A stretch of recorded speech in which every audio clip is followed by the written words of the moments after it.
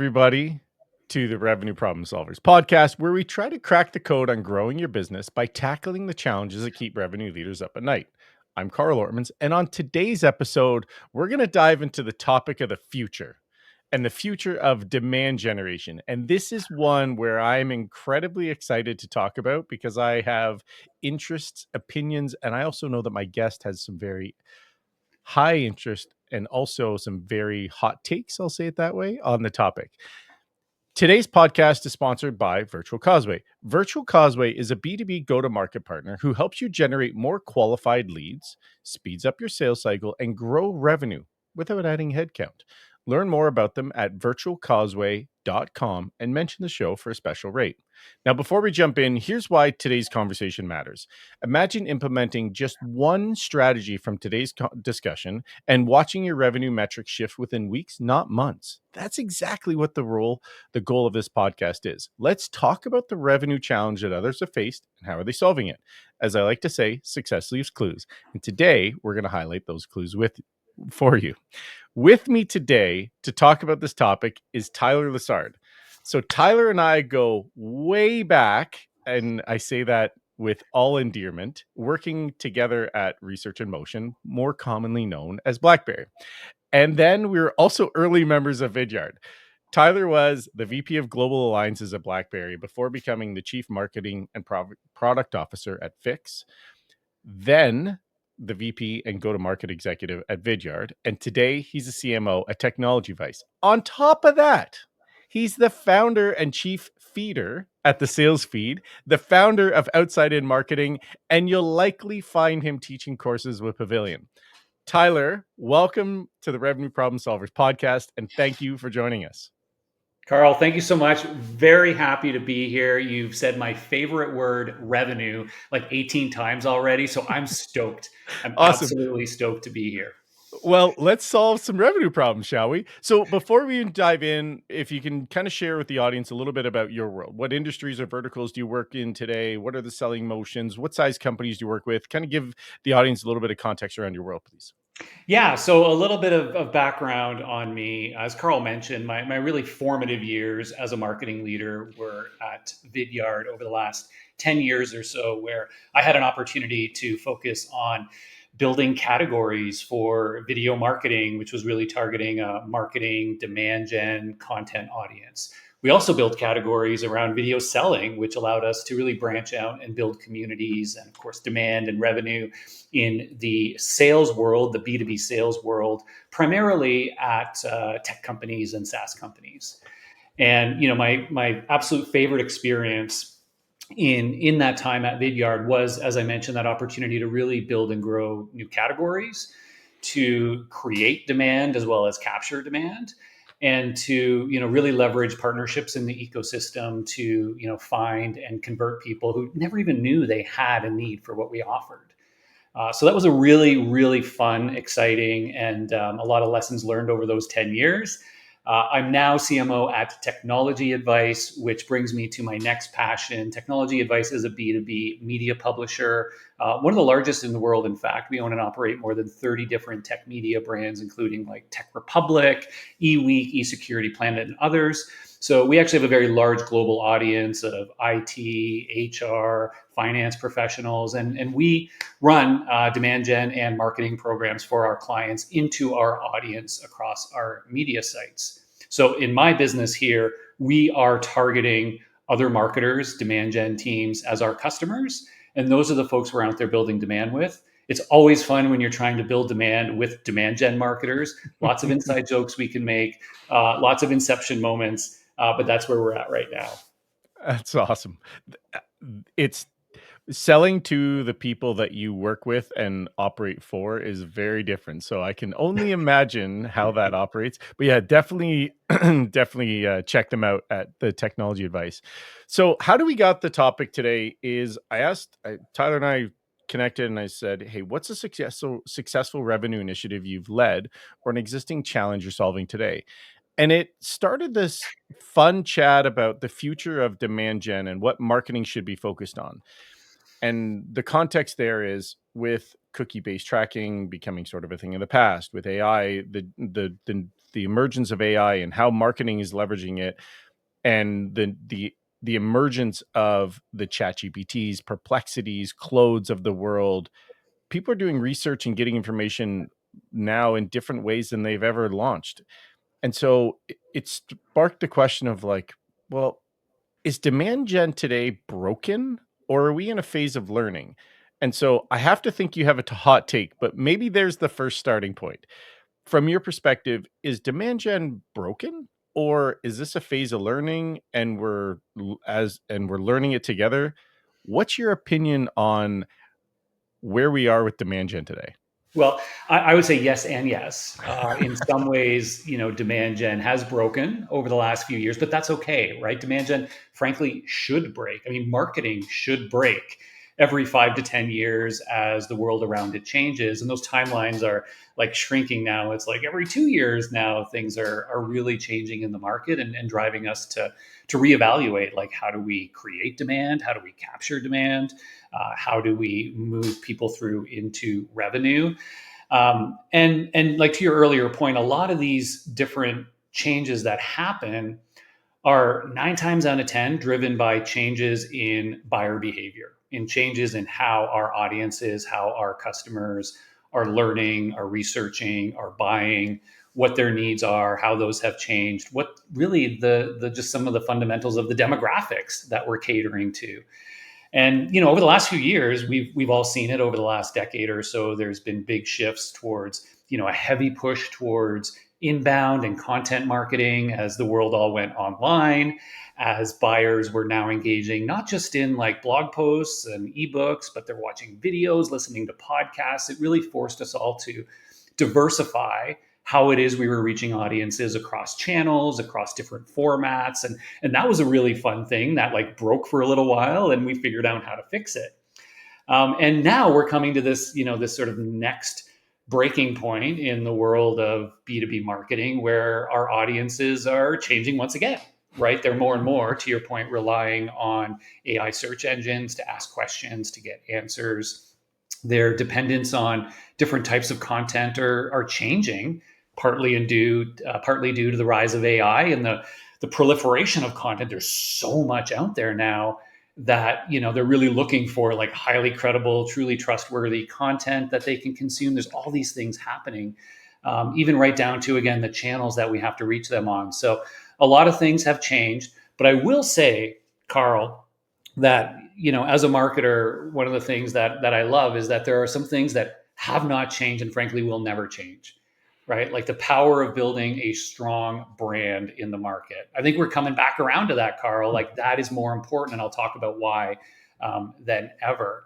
The need to have great fundamentals in terms of focused on revenue outcomes for your programs. Now, how we get there is changing, but again, these are some of those fundamentals that will always, or likely always, stay true for marketers, that we need to get back to and make sure that we're relying less on like new tech, and really focused on those real fundamentals that have driven marketing, for ages. So, on the thing that's come to mind is it almost sounds like what's old is new again to a degree. So, Mhm. is with the emergence of these AI tools, is content king once again? Content is, you know what? I don't know that I'm going to be as bold right now to say content is king. Okay. But content is incredibly important. It has been, it will continue to be.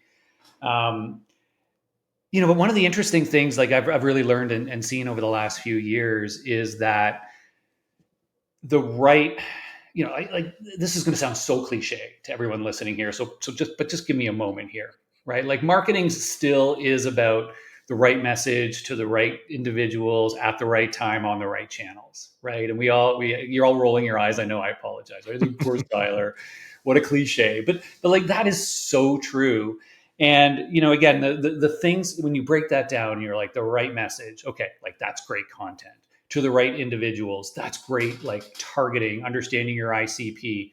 At the right time is like all about how we're using buyer intent signals. And then on the right channels is, again, understanding how do we leverage different third-party channels, social media, on-site, off-site, all those different things. And I think in today's world, what's happened is that all of those, it's like we now have four kings. Like it's like, there was a time where it was like, okay, this thing was the most important, and then this thing was the most important. And it's like now there's like no margin for error. We have to have really thoughtful, high impact, high value content, and we need it in multiple formats, and that's not going away. But we need to level up our game there because we're competing with this sea of Me Too content that's being Mhm. generated by, like, every marketing team can create an ebook a day if they want right now with AI tools. So we're competing with sameness. So we have to be on our A game with content to be delivering the right message. But then you go to the next step and you say, like, to the right individuals, it's like, who are we targeting? Everybody has all of these like marketing tools at their disposal that the market's getting flooded. We all know it. Look at your inboxes, right? You're like, oh my gosh, another 800 messages from marketers and sales reps. And so, like, niching down and really knowing, like, who am I going after and how am I reaching them is so critical, right? So you got like the right message to the right person, at the right time. Like, are we genuinely using like buying intent signals Mhm. and all of our first party and third party data to make sure we're prioritizing the right accounts? Like, all these things are just like leveling up to being more important than ever, more important than ever, more important than ever, because, all of these, like, there's such a low barrier to entry for all of these new businesses to do outbound marketing that we just need to be at the top of our game with all of these. So I don't know, Carl, maybe that's the takeaway. We now have four kings in the world of marketing that we all trying to drive. It's changed, and it's in like going through this podcast. I've learned a lot already, and one of the things that came up is the structure and how you structure the content so that the LLMs of the world can pick the Yep. data up and translate you there. Because there's this new world that exists inside of these AI agents and LLMs that are either going to highlight what you do or they're going to miss you. And Mm-hmm. there's it's I is it fair to say it's almost a black box because you can't advertise there yet, but Yeah. they're also a source for people that are getting information. And if you look at the rise of how those LLMs and those chatbots and or whatever, however you want to describe them, it is a rise that is unlike anything we've seen in tech in a long time. Yeah. And so that is the question that is how do you translate the content you're providing? There's something that Noah Sturm said to me. He goes, "Expertise is the key is going to be your differentiating factor now with the emergence of AI because it's Yeah. it's the thing that people are going to look for you." So it's an interesting fact there, an interesting view. And I guess my question, I'll come back to sort of the topic is, what do you see with working with all these customers that you do? What's fundamentally changing inside of digital marketing and demand gen? What should go away and what should people be paying attention to?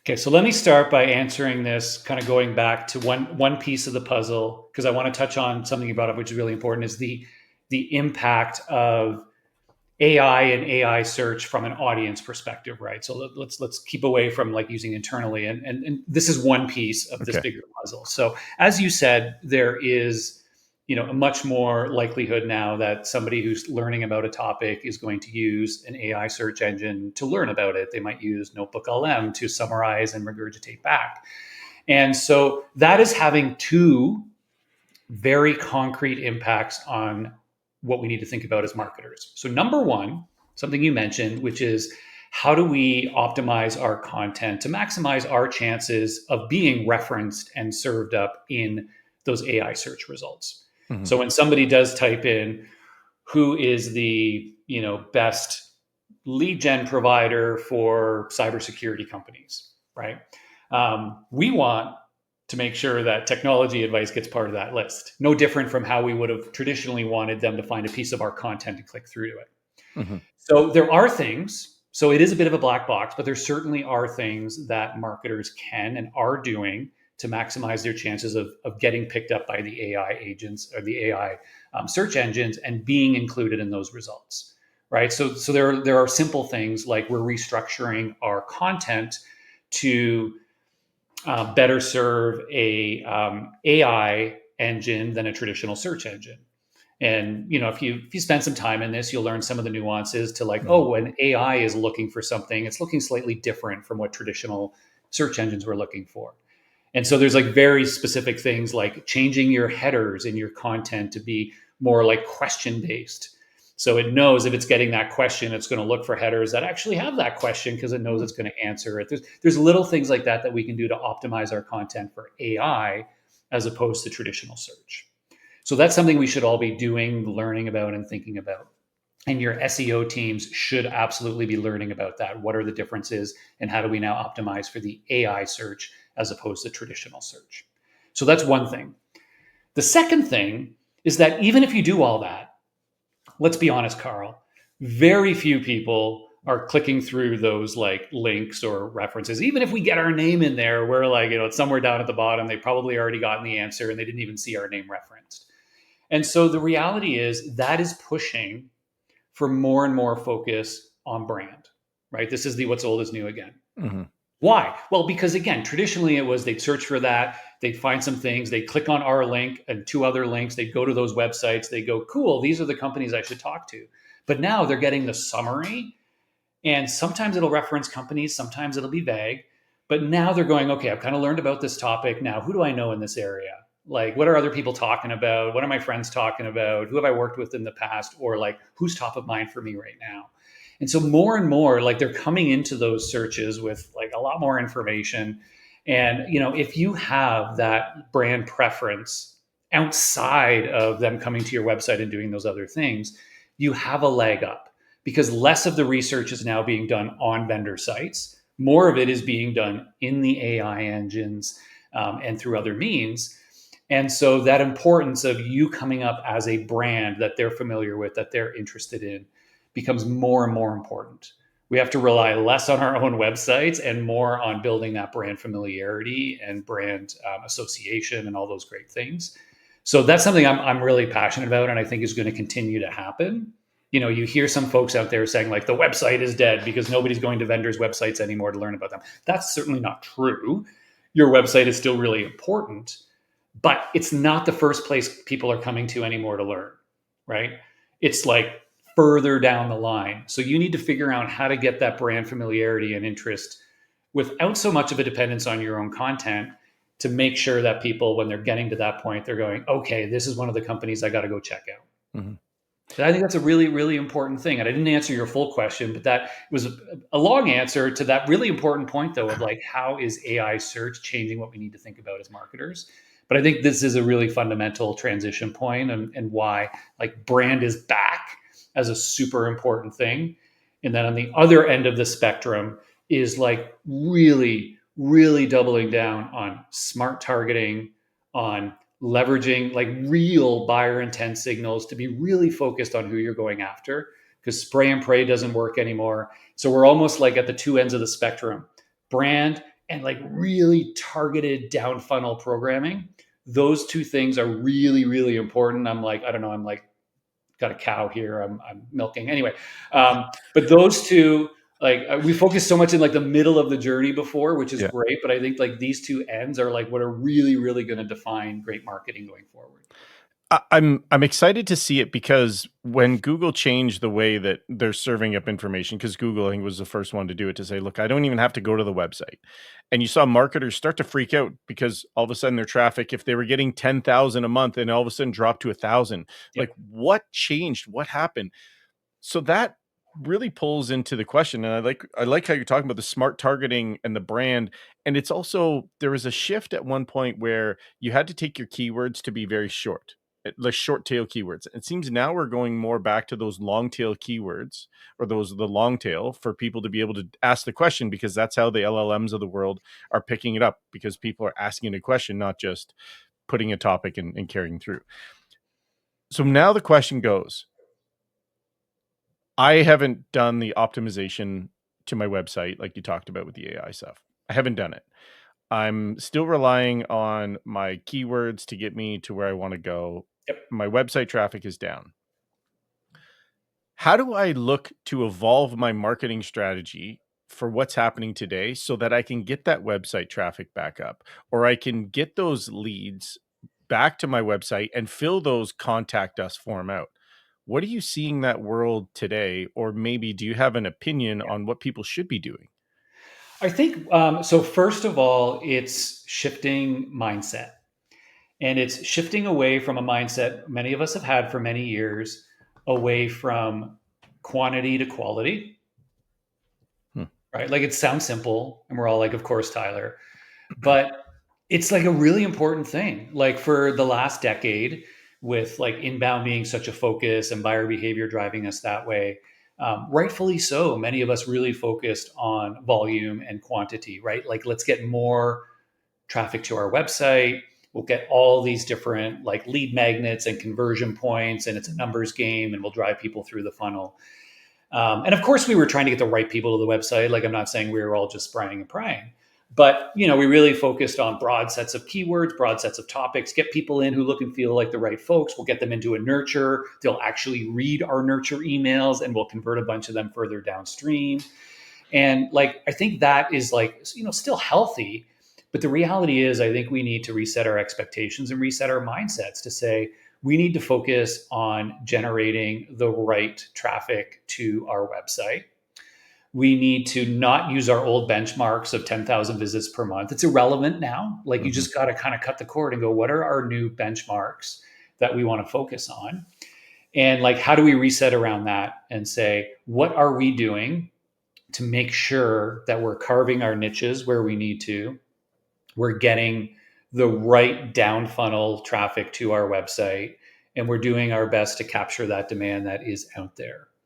And yes, we still want to do kind of top funnel, mid funnel, some of that content and stuff is going to be really important, continuing to be. But I think that's number one, is kind of just refreshing around that mindset and saying more is not better, Hmm. right? Like, sure, I'll take more website traffic any day, but the amount of work you're going to need to put in to get back to that 10,000 is not going to be a high ROI. So reset, think about like, who do we really want to focus on? What are the most important topics for us? What are the most important types of people we want to bring to our site? Where are they in their buying journey? What offers do we have for them? How are we going to go out and probably pay to drive a bunch of that traffic into our site to get them into our brand and to expose them to our lead magnets? I think those are all things that we need to get really disciplined about now, and then make sure that our websites again are, as always, really optimized to drive those conversion flows, because now more than ever, like every one of those site visitors matters. Hmm. But if you're going to be spending more to get the right people there, you also need to make sure you're focusing on converting them at a higher rate. You've got a really great follow-up process in place. So a lot of these things are back to those fundamentals, right? This is where we were 20 years ago as a marketing industry. And I think we really are coming back around to that. And that's the new mindset that we need to go into it with. So what I'm hearing from that is I have to reset my expectations and know that my cost per lead is probably going to go up, but my quality is going to go in the same pattern versus what I was used to. I'm going to try to drive my cost per lead down as much as I can and get as many as possible. It sounds like you're saying that's flipped on its head. Yeah, and to be clear, change your expectations about website traffic. Don't change your expectations about pipeline and revenue, right? Like, which is exactly to your point, right? We Yeah. now need to drive, $1 million in revenue from 1,000 website visitors as opposed to $1 million in revenue from 10,000 website visitors. So again, we just need to, I think, again, really, really change that mentality, and continue, of course, though, to be focused on revenue outcomes and be really disciplined in that, but also being mindful that we have to be less dependent on that inbound traffic and frankly the website as our lead conversion point. So Hmm. that's another part of resetting expectations here. And some of you may have data that suggests otherwise in some markets, and that's absolutely fine. But I do get the sense that as marketers, we did become very over dependent in many ways on like our website as this place that people are going to flock to. We're going to drive all these conversions through here. This is like going to be everything. And again, we need to just like break away from that mindset and say, yeah, like our website, driving traffic there, that's one part of this like 10-piece strategy that we have. It Hmm. used to be like half of where our pipeline could come from. Maybe it's going to be less now. Maybe it's only going to be a third or a quarter. And we need to be thinking about, okay, how do we shift resources to get better at these other things that we're doing? To get out there into third party communities where these people are active and engaging and are having like trustful conversations. And you can inject your brand there as a way to find people where they are, right? Like that was always Technology Advice's tagline. One of the things when I, started interviewing, I was like, "Ooh, that's great!" Like they talk about, meet your buyers where they are. Like it's a Mhm. it's a very obvious thing and something a lot of us, of course, think about. But I think that's more important now than ever, where we have to say, look, as website traffic shrinks, we still need to really focus there, but we need to get better at looking at these other channels and not use it as much of a crutch as we have in many years past. When you're talking, it actually brought me back to I won't say the company name because if you remember, our inboxes flooded and we had a lot of feedback from one specific initiative. And that initiative was we did our, if you remember, we did the top 200. We picked 200 specific accounts that we wanted to target and we created a whole video hub for them. We imported their YouTube Yeah. videos and we did a whole campaign. And it was ABM before ABM came a thing. Yep. And it took me back to that moment, and if I'll share this as a sort of a funny statement, is I was the person, the face of this video hub for this client. We created all the messaging for them to understand the impact of video as part of their funnel and the distribution, and we put this whole video hub. And so we said, okay, Carl, it's going to hit go. So Tyler and the team hit go. They left to go get a coffee, which was downstairs. Within about 15 minutes, there was something like 400 emails responded to me, and I couldn't keep up. And I had to go to Tyler and the demand gen team and said, I don't know what to do. These are all the messages. I need help, because we did such a accurate job of targeting that one account and Mhm. hitting the people that needed to know what we were doing. It was so good that it almost hindered us. And later on down the journey, they did become a customer of Vidyard. So who knows? Maybe it took us a 4 or 5 year cycle to get them there. But I'm say that story because it makes me ask you the question, because my curiosity now is, where do you start to see the pipeline generation come from?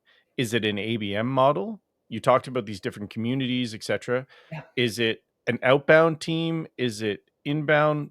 What does the split look like? How should we be thinking about this? Yeah. Yeah.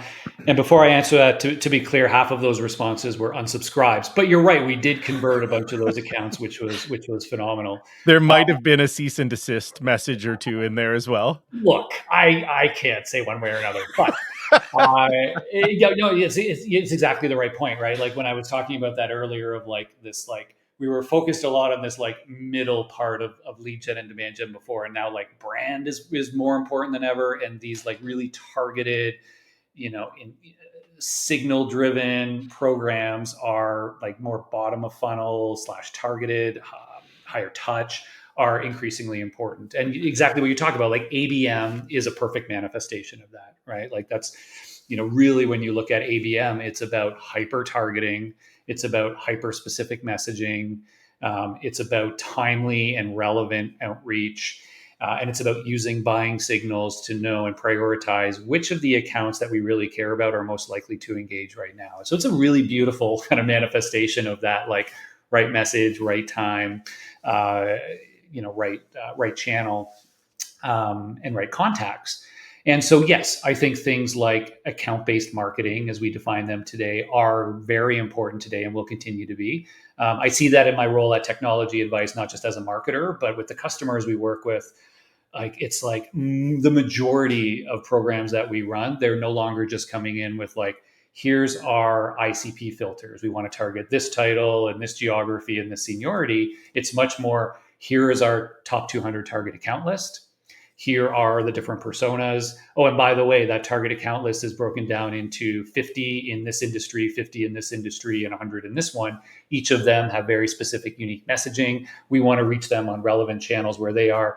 And we don't just want to reach two personas, we want to reach the 8 different members of the buying committee that we've identified.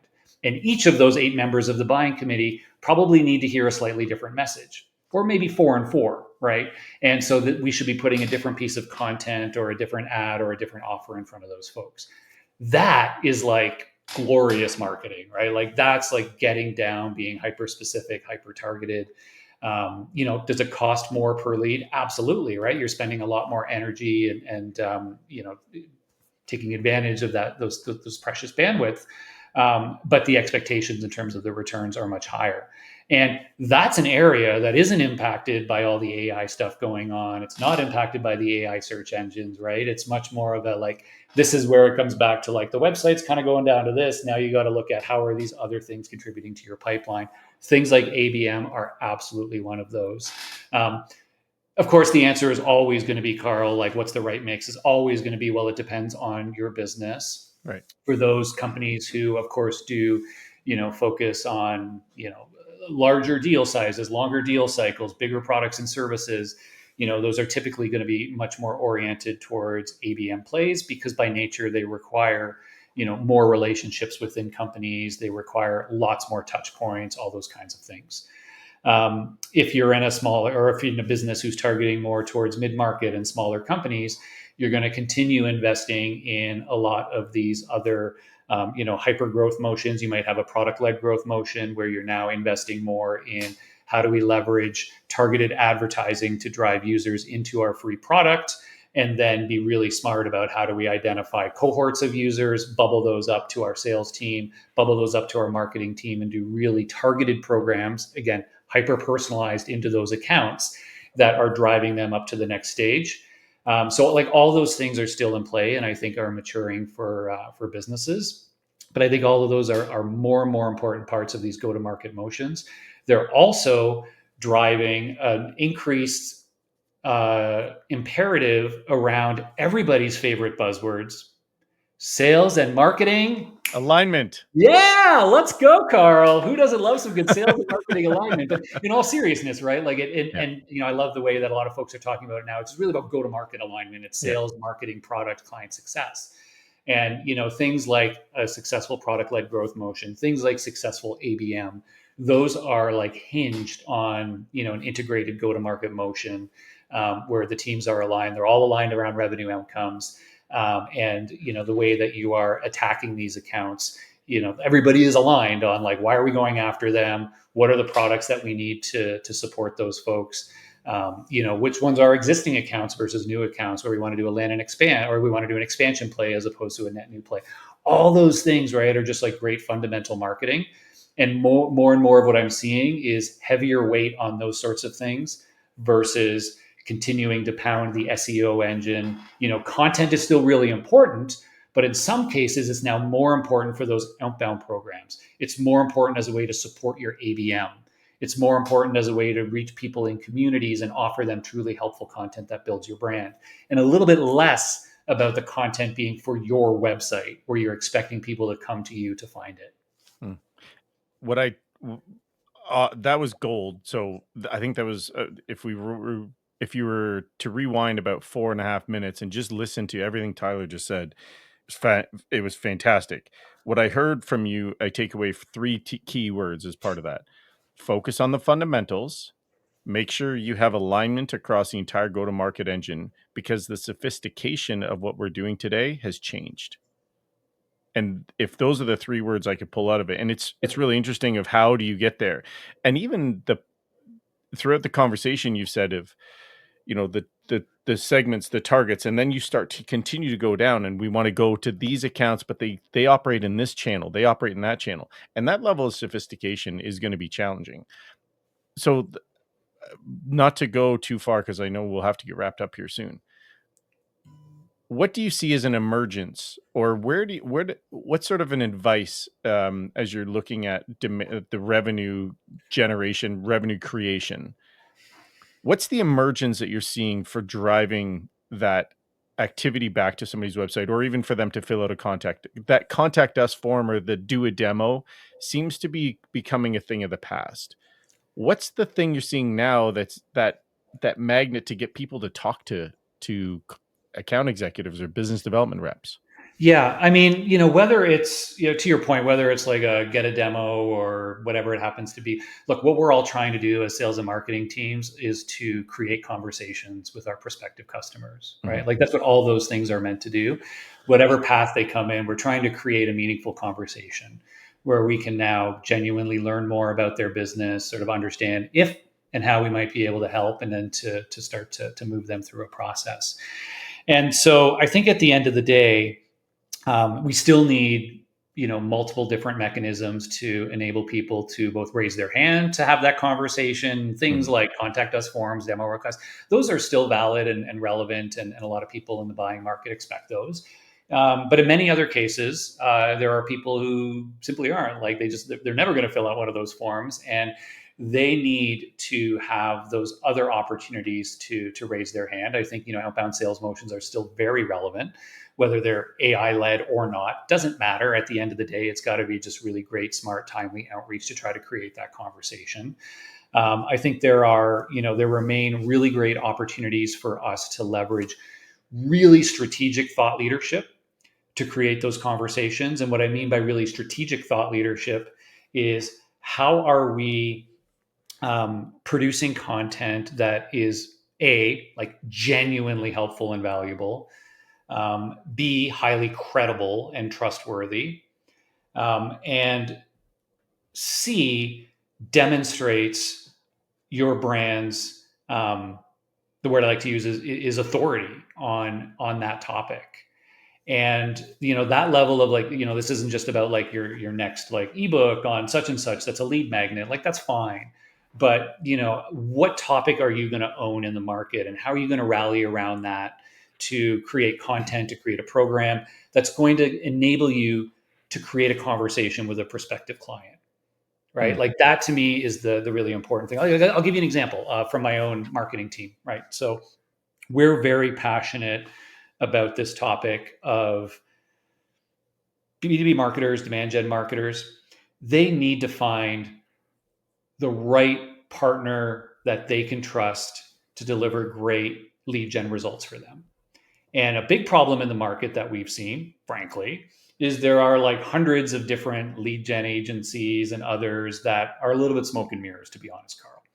They are, folks who are like, yeah, we'll give you $15 per lead, and they're pulling a list from Zoom Info and sending it over to you.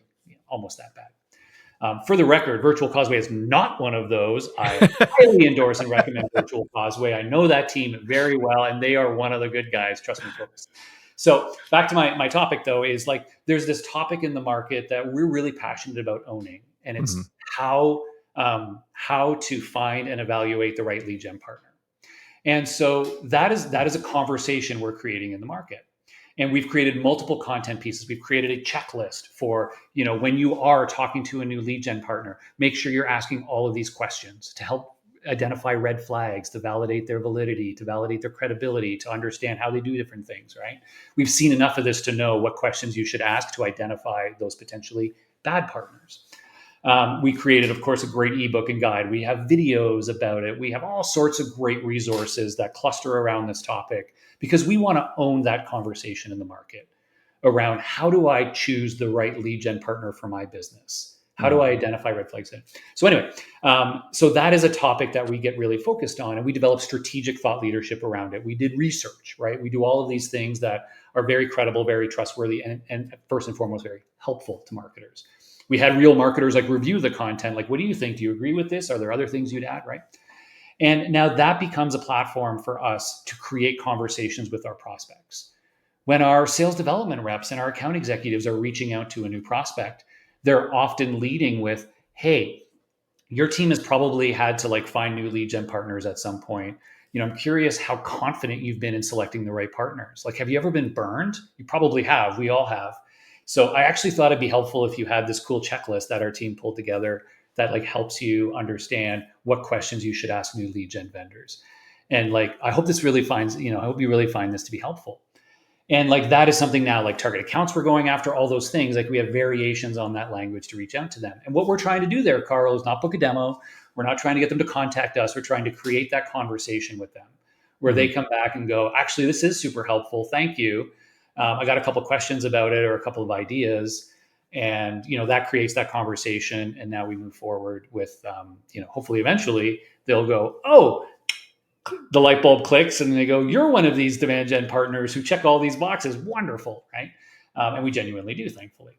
So I just wanted to share that as like an example, a micro example of how, like, as we think about these programs, we need to get to those levels of specificity, of like a strategic nature. We need to know who we're going after with that depth of a message.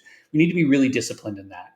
Hmm. This like kind of flat marketing that a lot of us have been doing for a while. Another ebook here to get a demo request, another piece of content syndication just to build a list that we're going to nurture. Like that stuff, like it's okay as background, but you need to get a lot more strategic in how you're building your brand, how you're targeting the key accounts, where you're going to focus on strategic thought leadership. And you need to connect those into a cohesive story that creates conversations with your buyers, because less and less of them are going to find you through a Google search. Hmm. Nice. It Everything you just said made me go back to our friend Mr. J. Bear and his book Utility, and his tagline from it was the difference between selling and helping is two letters. And it sounds like that's exactly what you're doing at Technology Vice, which is great. Okay, let's get wrapped up and get you out of here. Um, I like to say everybody likes new, nobody likes different, and doing both at the same time can cause friction or uncertainty. So for companies that are thinking about their own demand gen engine and they realize, you know what, I listened to Tyler and he told me a bunch of things that I got to change. What are the two or three actionable things that you would suggest to them on Monday morning? Say, hey, look, in order to move to the future, do these two or three things. What Yeah. would those be? One of the things is um, get serious about revisiting your ICP, your persona work, and start to identify new channels that you can reach these people on. And again, like what I mean by that, I'll give you a quick example. I know this is supposed to be fast, Carl, but like I get so passionate about these things. As Oh, much time as you want to talk about it, I'm here for it. I got to give you a really quick micro example again from my own team. Um, we were our like target persona was like B2B demand gen marketers, right? And like that's a pretty obvious thing. And then we were like, you know what, this is just too broad. There's like too many people who fit that who aren't actually in our ICP. We know there are B2B marketers at specific types of companies who are a perfect fit for us. And so we said, okay, let's go deeper. Who can we serve the best? And we're like, number one, B2B marketers at cybersecurity companies. We have a great cybersecurity audience. Every time we run programs for a company who has a cybersecurity product, we knock it out of the park. They were new forever. We need to go out and find more of those people. So we said, great. How do we find B2B marketers at cybersecurity companies? Right. And it was like, that sounds hard. And then you just put in the work, right? You're going like, okay, how do they differ from other marketers? Where do they live? And like, lo and behold, a day later, we're like, oh my goodness, look what we found. There is this community called the Cybersecurity Marketing Society. We're like, who would have known that existed? That's cool. And it's like 3,000 marketers from cybersecurity companies who all get together at meetups and they have a Slack channel and this. And we're like, this is amazing. This is where those people come together to hang out. So, we said, hey, let's partner with those folks. Let's see if, and they do have partnership opportunities as a great little mini business. And so, now we have our opportunity to get out there to reach those people in this channel where they live. We're not waiting for them to come to our website anymore, right? We're like, where can we find these people? And that's a channel where we now share our guide to choosing the right lead gen partner. We created a specific cybersecurity marketing handbook for that audience that like gives them all of these like checklists of like the top events you should be sponsoring, blah, blah, blah, blah, blah, all these helpful things.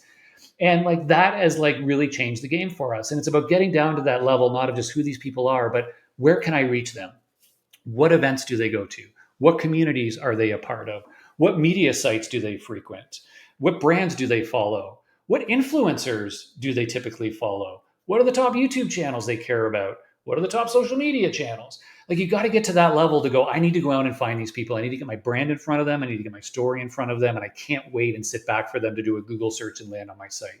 So I'm going to make that my like double answer, Carl, because you asked me for two, but I went on and on about one is go back, rethink and go deeper on your personas and focus on what are the channels that I can reach these people on? Who are the partners I need to work with? What communities, what media sites, what publishers that I reach these people on to reduce my dependence on them coming and finding me? Boom. It feels like if we could drop the mic and walk off, I feel like that's the drop the mic walk off moment. I So need like a foam mic for these moments, Carl. that's right. I, you know, Yeah.